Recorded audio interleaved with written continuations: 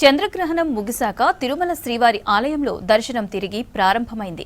రాత్రి 8:30 నుంచి యథావిధిగా అన్న ప్రసాద వితరణ ప్రారంభమైంది. మధ్యాహ్నం 3:26 నుంచి సాయంత్రం 6:47 వరకు చంద్రగ్రహణం ఉన్నందున ముందుగా నిర్ణయించిన ప్రకారం ఉదయం 9 గంటలకు ఆలయ తలుపులు మూశారు. దాదాపు 10:30 గంటల తర్వాత రాత్రి 7:30 ఆలయ తలుపులు తెరిచారు.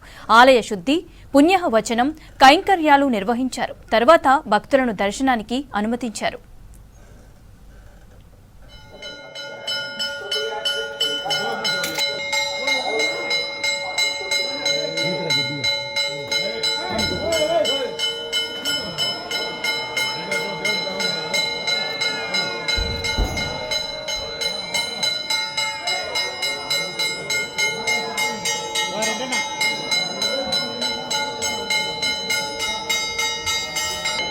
Let's go.